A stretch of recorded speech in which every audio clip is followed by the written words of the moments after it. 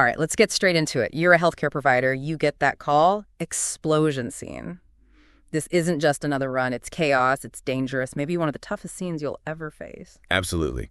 And, looking through the information, we have the notes. Guides, one thing really stands out. Yeah. You absolutely need a plan, a structured approach.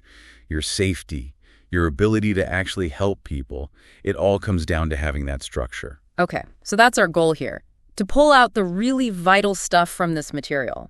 The things you actually need to know and do when you're in the middle of it all. Make it stick, right? Exactly right. Because when things are moving fast, there's no time to figure it out. You need that framework ready to go. And the information lays it out, starting literally the second you arrive. Okay, arrival, wheels stop. What is the absolute first thing? The non-negotiable action. Scene evaluation. Yeah. And safety assessment. It's got to be instantaneous. You're stepping out and your eyes are scanning. What just happened here? How bad is it? Is that building coming down? Wires on the ground? Identifying those immediate threats. The source materials really emphasize this. What are the big ones you're looking for in that first glance? Structural damage, definitely. Walls, roofs, are they stable? Utilities, huge gas, electricity. Are lines down, broken?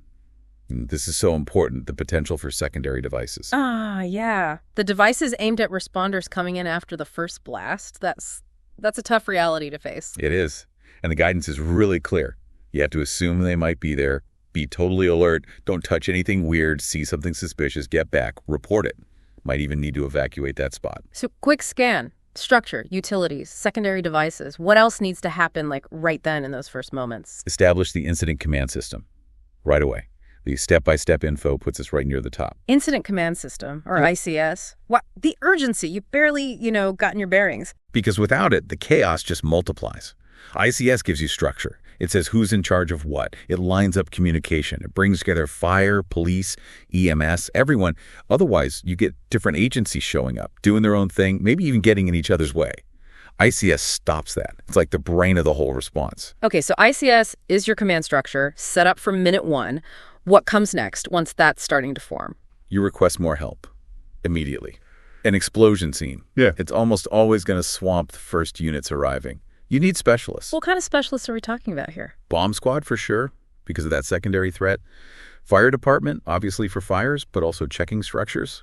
Law enforcement, they're key for scene security. Utility companies shutting things down. And critically, more medical. Mass casualty incidents need lots of hands, lots of ambulances. Underestimating resources early, that's a common mistake. Get them rolling. Okay, so that first phase is super fast. Size up dangers, think secondary devices, start ICS, call for backup. That's the initial hit. What's the next big step once things settle just a tiny bit? You move into more focused scene safety in dealing with the hazards.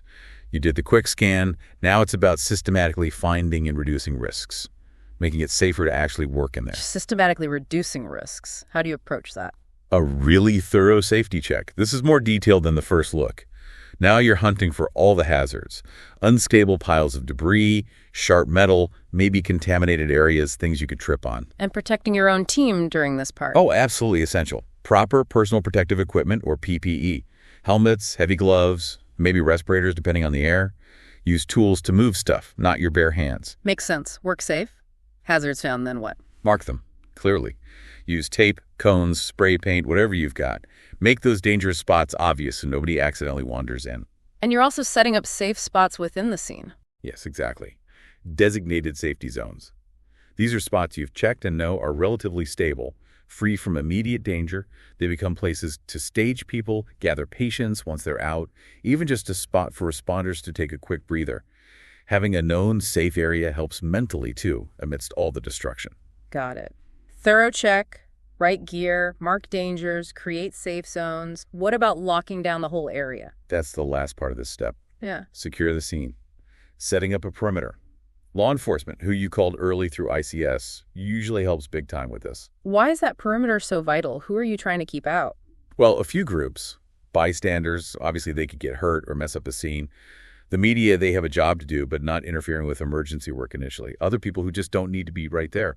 The perimeter keeps the workspace secure and manageable. And importantly, it helps protect potential evidence. Evidence, right? We'll get more into that, but you're starting that process now by controlling access. Exactly.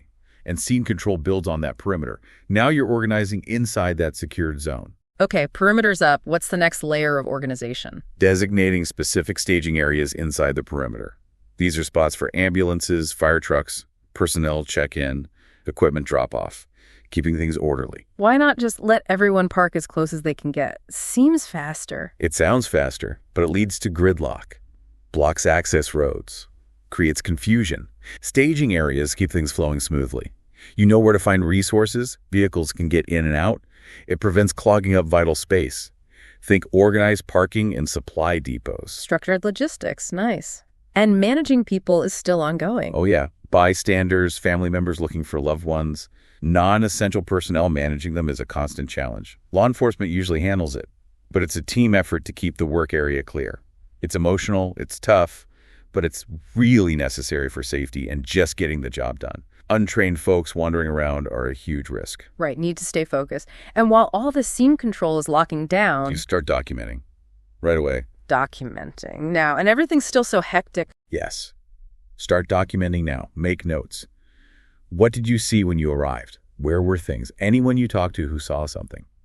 If you can safely take photos or video without getting in the way, start doing it. Why the rush on the documentation part? Because the scene changes so fast. Firefighting efforts move debris. Rescuers pull people out. Things get altered. Documenting early captures a snapshot of how things were initially. That information is gold later on for investigators trying to figure out what happened. You're grabbing data before it disappears. Okay, so initial assessment, then safety and hazards, then scene control and early documentation. When do we actually get to the patients? Patient care and triage start after the really immediate, overwhelming threats like active fires or buildings about to collapse are mostly controlled. You can't treat patients effectively if the environment itself is still trying to kill you or them. Safety enables care. Makes sense. Safety first. Once it's safer, what's the focus for trauma care, specifically with blast injuries? Basic life support, sure, but with a blast focus. Stopping massive bleeding is number one, external and internal. Airway management can be tricky. Think about inhalation injuries or direct trauma. And spinal protection is key because of the blast forces. Plus, you've got specific blast things to look for: ruptured eardrums, lung injuries, internal organ damage from the pressure wave itself. Assessment needs to cover those. Blast injuries definitely add layers beyond typical trauma. And then triage. How does that fit? Triage is absolutely essential here. You're looking at a mass casualty incident, many patients, different injury levels, and never enough resources, at least initially. You can't treat everybody at once. What's the main goal of triage in this kind of situation? To save the most lives possible with the resources you have. It's a quick system to sort patients and prioritize who needs immediate transport and advanced care. Using systems like START or SALT, you quickly categorize patients, usually red for immediate, yellow for delayed, green for minor or walking wounded, and black for deceased or those with injuries incompatible with life given the circumstances. You find the red tags first. Doing the most good for the most people, prioritizing the critical ones. And how do you coordinate with everyone else while you're doing this patient care and triage? Constant communication, it's vital. Medical teams talking to rescue teams, firefighters, about getting trapped patients out. Reporting patient counts and conditions up the ICS chain so ambulances get sent where they're needed. Telling law enforcement if the perimeter needs adjusting based on where patients are. Any breakdown in communication slows everything down, especially getting patients to the hospital. So you're delivering that immediate care, sorting patients, and constantly talking to the rest of the response team to keep things moving. Exactly. It's coordinated medical action within that bigger incident framework. Okay, we've hit safety, control, patient care. The outline also mentioned evidence preservation and supporting the investigation. How does EMS fit there? That feels a bit outside the usual lane. It is, a little, but the information we have stresses that EMS are often the very first trained observers deep inside the scene. So preserving evidence becomes part of your awareness after you've dealt with immediate life threats. What's our specific job regarding evidence then? Mostly it's about preserving anything that might get lost or destroyed easily. What kind of things make evidence vulnerable there? Weather is a big one. Wind, rain can move small fragments. Rescue operations themselves, moving debris, equipment coming in can disturb things. Even moving patients can shift evidence. So the advice is, be aware of your surroundings. If you see something that looks like part of a device or something unusual near a patient, note where it is. Try not to disturb it unless you absolutely have to for patient care or safety. Observation and trying not to kick things around. What if you do have to touch or move something that might be evidence? If you absolutely must handle potential evidence, say it's tangled up with a patient you're moving, then the guidance is to maintain the chain of custody. Chain of custody. For EMS. Sounds like police work. It is, but if you touch it first, you're the first link in that chain. If you move something, you need to document what was it, where and when did you find it, why did you have to move it, and who did you give it to?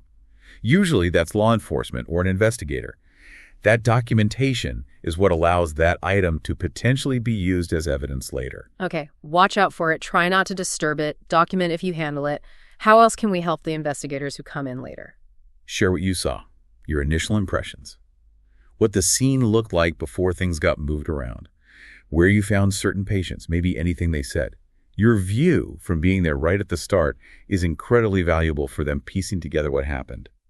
Your patient care report should be detailed about the scene and where patients were found, if possible. Right, so your regular patient notes take on extra importance for the investigation. And you mentioned helping keep the scene safe for them too. Yeah, absolutely. Investigators need a secure area to do their work, which is very slow and careful.